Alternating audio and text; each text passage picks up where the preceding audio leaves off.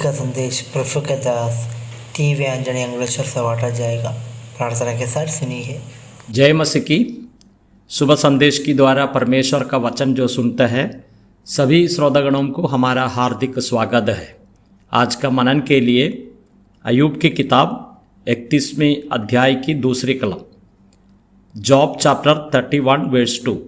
क्योंकि परमेश्वर स्वर्ग से कौन सा भाग और सर्वशक्तिमान ऊपर से कौन सी संपत्ति बांटता है। प्रभु की नाम की महिमा हो।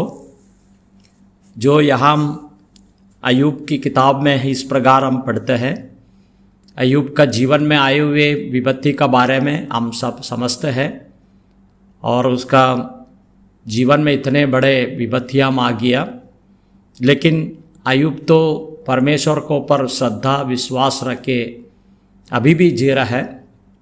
इसके लिए परमेश्वर को धन्यवाद देते हैं। वो अय्यूब पूछते हैं, और ऊपर से मेरे लिए कौन सा और संपत्ति बांटते हैं, स्वर्ग से कौन सा भाग मेरे पास में आएगी। इस प्रकार इस वचन में हम दे सकते हैं, कोई भी ऊपर से कुछ संपत्ति या भाग और परमेश्वर की ओर से मेरे पास में आना चाहिए। इसी प्रकार का एक प्रश्न यहाँ हम पूछते हैं। हम अय्यूब की किताब 16 अध्याय की 19वीं कलम में इस प्रकार पढ़ते हैं, अभी भी स्वर्ग में मेरा साक्षी है और मेरा गवाह ऊपर है। वो बोलते हैं कि मेरा जो साक्षी है, मेरा गवाह है, वो अभी भी ऊपर रहता है। उसी प्रकार उसने कहा। तो हम अय्यूब की किताब 19वें अध्याय की 25वीं कलम में इस प्रकार पढ़ते हैं, मुझे तो निश्चय है कि मेरा छुड़ाने वाला जीवित है और वह अंत में पृथ्वी पर खड़ा होगा। हम इस प्रकार पढ़ते हैं, अय्यूब कहते हैं कि मुझे छुड़ाने वाला जीवित है, वो धरती का ऊपर खड़ा रहेंगे। इसी प्रकार उसने कहता है। तो इसमें हमारा प्रभु यीशु मसीह का कुछ संबंध हम दे सकते हैं। यीशु मसीह भी इस पृथ्वी में आए हमको बचाने के लिए, उसका जीवन हमारे लिए सूली पर दिया है। मृत्यु के बाद में सजीवन होकर आज स्वर्ग में प्रभु यीशु मसीह जीवित है। और अय्यूब का समय पर इसी बात नहीं हुआ है, लेकिन एक भविष्यवाणी का रूप में इसी प्रकार की वचनों अय्यूब कहते हैं। लेकिन हम दुष्टों का बारे में भी इसमें कुछ बातें हम दे सकते हैं। भजन संहिता 11 अध्याय की कलम 6 में, वह दुष्टों पर फंदे बरसाएगा, आग और गंधक और प्रचंड लहू उनके कटोरे में बांट जाएगी। यहाँ हम दे सकते हैं दुष्ट का ऊपर कितने बड़े समस्या आने वाला है, ये बात यहाँ हम दे सकते हैं। वह दुष्टों पर फंदे बरसाएगा, आग और गंधक और प्रचंड लहू उनके कटोरों में बांट दी जाएगी। देखो, यह हम का जीवन में, मनुष्य का जीवन में जो प्रभु को पर विश्वास करना कितने अच्छे एक बात है। अगर विश्वास नहीं करते हैं तो ये दुष्ट लोग होकर इस पृथ्वी में और जीना पड़ेगा, और मरेगा तो भी कितना बड़ा भयंकर और पनिशमेंट और बड़ा एक समस्या ये लोगों का जीवन में आएंगी। इस प्रकार की बातें यहाँ हम समझाते हैं।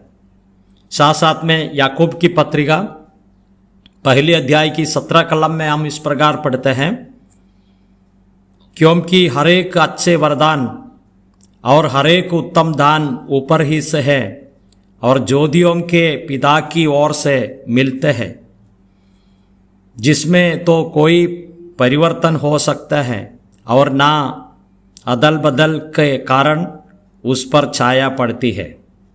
यहाँ हम एक बात समझाते हैं, एकदम अच्छे वरदान ऊपर ही से परमेश्वर की ओर से आते हैं।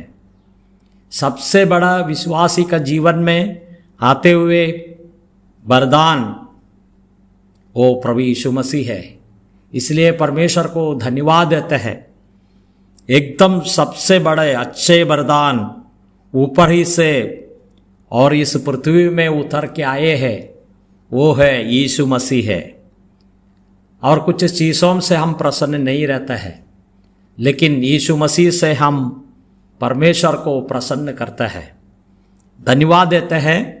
साथ साथ में दूसरा कुरिन्दी अध्याय 4 का कलम 6 में हम इस प्रकार पढ़ते हैं, इसलिए कि परमेश्वर ही है जिसने कहा अंधकार से ज्योति चमके, और वही हमारे हृदयों में चमका कि परमेश्वर की महिमा की पहचान की ज्योति यीशु मसीह के चेहरे से प्रकाशमान हो। यह हम दे सकते हैं। परमेश्वर का ज्योति प्रभु यीशु मसीह का मुख का जो ज्योति है हमारा हृदयों में चमका है। हम परमेश्वर को धन्यवाद करेंगे। हमारे जीवन में सबसे बड़े दान प्रभु यीशु मसीह है। परमेश्वर इसी प्रकार तैयार किया है। हम इस प्रकार देख सकते हैं, हमारे हृदयों में चमका है। ये प्रकाश हमको परमेश्वर ने दिया है। दुनिया में सूरज का प्रकाश लोग अनुभव करते हैं, लेकिन सूरज से भी अधिक एक प्रकाश है हमारा प्रभु यीशु मसीह। उस प्रकाश को लोग अनुभव नहीं करते हुए इस पृथ्वी छोड़कर लोग चला जाते हैं। कितनी दुख और कष्ट की बात है। लेकिन विश्वासी लोगों का जीवन में और परमेश्वर अपने प्रभु यीशु मसीह का मुख का जो तेज है, प्रकाश है, हमारे हृदयों में चमका है। हम परमेश्वर को धन्यवाद करेंगे। हमारे जीवन में प्रभु ने किया हुआ सारे उपकार के लिए धन्यवाद देते हैं। हम अय्यूब की किताब में देखा है और 31वें अध्याय की दूसरी कलम में, क्योंकि परमेश्वर स्वर्ग से कौन सा भाग और सर्वशक्तिमान ऊपर से कौन सी संपत्ति बांटते हैं। यहाँ हम देख सकते हैं परमेश्वर कौन सा भाग देते हैं, सर्वशक्तिमान कौन सा संपत्ति देते हैं। वो संपत्ति मनुष्य का जीवन में प्रभु यीशु मसीह है। इसलिए हम परमेश्वर को धन्यवाद करेंगे।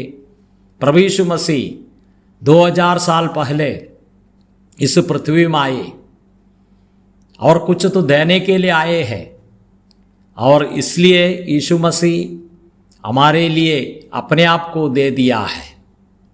हम इस बात सूली पर देखते हैं। सूली पर प्रभु यीशु मसीह का मृत्यु को हम देखते हैं। कितना दुख कष्ट प्रभु यीशु मसीह ने सह लिया। उसका सिर को ऊपर कांटों का मुकुट रखे हुए है, दोनों हाथों में दोनों पैरों में किल्ला मार दिया। इतने कोड़े से मारकर उसका जीवन में जितने लहू है सभी हमारे लिए बहा दिया। अंतिम समय में 2 डाकुओं के बीच में प्रभु यीशु मसीह और प्राण परमेश्वर पिता का पास में सौंप दिया। मेरे जीवन में, आपका जीवन में परमेश्वर का प्रेम है। कितने अनोखा प्रेम। मृत्यु का बाद में उसको गाड़ा गया और उसका बाद में और तीसरा दिन जी उठकर आज स्वर्ग में है। इस प्रभु यीशु मसीह वापस आएंगे प्रभु का लोगों को ले जाने के लिए। इससे बढ़कर कौन सा बड़ा और संपत्ति होगा, कौन सा बड़ा भाग होगा। प्रभु यीशु मसीह है विश्वासी का सबसे बड़ा भाग, संपत्ति। हम प्रभु को महिमा करेंगे। जय मसीह की।